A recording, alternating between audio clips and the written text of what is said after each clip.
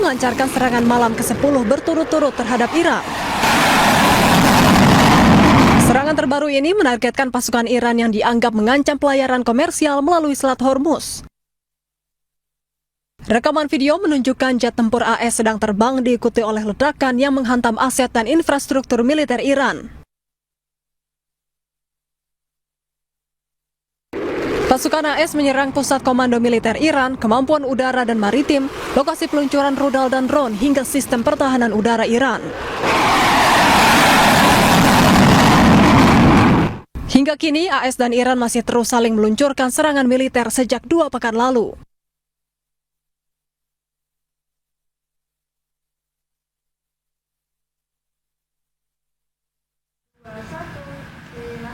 Ya, Anda kembali bersama kami di The Prime Show. Pemirsa, kita lanjutkan perbincangan Pak Tabrani. Kalau tadi kita melihat bahwa perang yang berkepanjangan, tadi Pak Tabrani bilang juga memprediksi bahwa perang ini kan masih sangat panjang, masih sangat lama. Nah, dampak global apa yang akan dirasakan oleh negara-negara, khususnya juga di Indonesia sendiri? Ya, kalau dampak global tentu secara ekonomi yang terasa ya. Ekonomi itu harga crude oil itu kan, itu kan akan sangat mahal ya. Kalau sekarang itu kan udah lebih 100 kan. Kalau sebelum perang 28 Februari lalu itu kan harganya cuma 60 dolar per barel gitu. Sekarang naik hampir 100% gitu. Kalau ini terus perang berkelanjutan, belum dampak ekonomi yang lain gitu. Ya, ekspor impor kan tidak bisa berjalan ya. Dan bagi Arab, negara-negara Timur Tengah yang terasa kan dia duluan yang terasa ini. Dia tidak bisa menjual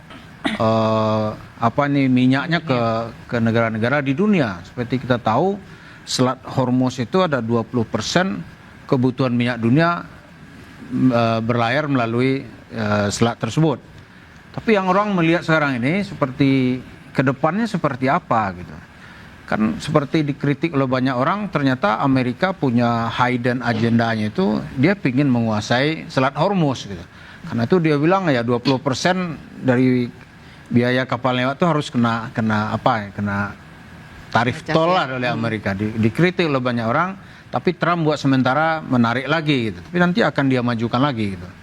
Yang kedua, yang dibicarakan oleh TV Arabia itu yang banyak pengamat mengomentari pertemuan Trump dengan Tayyip Erdogan ketika KTT NATO di Ankara antara 8 sampai 10 Juli yang lalu. Ternyata di luar Trump memuji-muji Tayyip Erdogan, itu ternyata Donald Trump itu punya rencana mempersenjatai kaum Kurdi secara masif untuk memberontak. Tapi Erdogan bilang kalau dia dipersenjatai, kita tidak bisa diam gitu. Karena ada problem bangsa Kurdi gitu. Kurdi itu kan ingin menjadi sebuah negara merdeka. Dia ada di Iran, ada di Turki, di Azerbaijan, ada di Irak dan di Syria. Itu jumlahnya kalau dihitung-hitung dia lebih dari 15 juta penduduk gitu. Ingin merdeka. Jadi intinya dampak akan biar begitu benar-benar berasa dari sisi ekonominya begitu ya. Ekonomi terasa sangat sekali ya. Baik, saya melihat apakah dampak yang selain ekonomi, apakah dampak tentunya ekonomi juga berdampak pada harga segala macam, apalagi harga BBM juga berpengaruh begitu ya terhadap kita. Apalagi dampaknya akan dirasakan oleh global, khususnya juga masalah-masalah selain ekonomi tadi. Beberapa hal, Mbak. Yang pertama, kalau kita lihat sebenarnya konflik ini kan kita tidak hanya bicara tentang masalah ekonomi saja, tapi multidimensional. Yang pertama, kalau dari segi politik global dan bagaimana kemudian tatanan internasional ini menjadi berubah dari perang ini pengaruhnya besar sekali. Kita melihat Amerika Serikat ini merupakan negara hegemon di dunia internasional. Artinya apa? Dia militernya terbesar, ekonominya terbesar. Dia memiliki pengaruh yang sangat besar di dalam sistem internasional. PBB yang kita kenal sekarang, lalu institusi-institusi yang kemudian ada di bawahnya, itu semua dipengaruhi oleh pemenang perang di Perang Dunia Kedua. Ya, jadi yang menarik kita lihat, Amerika Serikat ini sekarang berada di dalam periode di mana dia sudah mencapai puncak dan mulai declining. Apakah kemudian perang ini akan merubah hal tersebut? Tidak, ini justru akan mempercepat. Kenapa? Karena perhatian Amerika Serikat yang tersedot ke Timur Tengah ini akan membuat negara-negara revisionis atau negara yang kemudian naik ke atas menjadi saingan Amerika Serikat itu memanfaatkan hal ini. Cina misalnya di Asia Pasifik ya, lalu kemudian ada Rusia di kawasan Eropa. Kita melihat bahwa kedua negara ini sebenarnya di satu sisi mereka mendukung Iran secara diam-diam, baik itu secara melalui politik ya di tataran multilateral maupun melalui intelijen. Tetapi mereka juga memanfaatkan momentum perhatian Amerika Serikat yang tersedot ke Timur Tengah untuk bisa membangun kekuatannya dalam vakum of power yang ditimbulkan oleh absennya Amerika Serikat di kawasan. Pertama itu, jadi kita melihat bahwa adanya pergeseran kekuatan yang cukup signifikan diakibatkan dari perang ini. Dan kemudian di Timur Tengah sendiri saya kira sekarang perangnya sudah bergeser Mbak. Dari yang tadinya ini diskusi pergeseran rezim, kita melihat sebagai siapa yang bisa mengontrol kawasan Timur Tengah. Berarti kan kita membicarakan mengenai siapa yang pada akhirnya bisa emerge atau muncul sebagai great power baru. Karena kemarin kita bicara bahwa oh ya great powernya ada beberapa, Israel, lalu kemudian Arab Saudi dan Iran. Kalau misalnya sampai Iran memenangkan perang ini secara strategik, maka dia akan menguasai Selat Hormuz sesuai dengan apa yang kemudian sudah ditandatangan dan diinginkan Iran di dalam MOU kemarin, dan dia akan mengontrol sekitar 20% dari total perdagangan minyak dunia. Tapi mungkin Kak Iran akan menang secara strategis? Mungkin sekali, karena kalau kita lihat sebenarnya secara strategi sekarang Amerika Serikat sebenarnya tidak memiliki keunggulan tertentu, karena apa yang kemudian diinginkan Iran, pertama dia membuka pintu-pintu dari negosiasi mengenai hal-hal yang tadinya tertutup, lalu karena ada perang ini dia mendapatkan keuntungan apa saja, misalnya terkait dana foreign fund Iran di luar negeri, lalu kemudian kita bicara tentang misalnya masalah ganti rugi, ini tidak hanya masalah perang, ganti rugi perang, tetapi ganti rugi ketika pertama kali embargonya ini dilaksanakan oleh Amerika Serikat. Lalu kemudian kita juga bicara mengenai penghentian perang di seluruh front Timur Tengah. Itu kan hal-hal yang sebenarnya sebelumnya belum pernah ya bisa dinegosiasikan Iran melalui forum lain gitu. Pertama itu Mbak. Lalu yang kedua, selain mengenai masalah struktur dunia internasional, kita juga bicara tentang bagaimana sekarang ini ada beberapa tahapan mengenai masalah ekonomi. Tadi betul yang disebutkan oleh Pak Tabrani itu adalah tahapan pertama, ketika semua harga itu naik, ya. Tapi kemudian kita lupa kalau misalnya seandainya perang ini terus-menerus berlanjut, tahapan selanjutnya setelah kenaikan harga ini adalah kelangkaan. Ini yang nanti akan berpengaruh terhadap tidak hanya kemudian stabilitas politik, tetapi juga kemudian keamanan domestik di negara-negara yang ada di Asia, Eropa maupun di Timur Tengah. Nah, pertama kita melihat ini ada energi yang merupakan kunci dari pembicaraan kita selama ini. Tapi ada beberapa bahan-bahan lainnya yang kemudian menjadi bahan kritikal yang seringkali kemudian kita luput dari diskusi di muka umum. Pertama kita bicara tentang pupuk. 30% dari pupuk khususnya urea ya, nitrogen based fertilizer itu berasal dari Selat Hormuz. 50% lainnya dari mana? China. Setelah perang ini berlangsung, China menolak untuk kemudian bisa memberikan ekspor dari pupuknya tersebut. 30% tertahan di Hormuz, 50% tertahan di China. Kita pupuk ini masih sangat bergantung terhadap impor. Jadi bayangkan kalau misalnya tanpa pupuk petani-petani akan gagal panen, dampaknya apa? Kelangkaan pangan. Lalu yang kedua, kita bicara tentang helium. Helium ini merupakan byproduct dari LNG dan kemudian digunakan di dalam produksi dari semikonduktor. Kalau misalnya semikonduktor ini tidak bisa terus diproduksi, khususnya untuk negara-negara Asia Timur seperti misalnya Korea Selatan, lalu kemudian Taiwan, kalau misalnya ini berhenti diproduksi, maka kemudian teknologi bubble dan khususnya AI bubble yang sekarang sedang menjadi primadona di Amerika Serikat, ini kemungkinan besar akan pecah.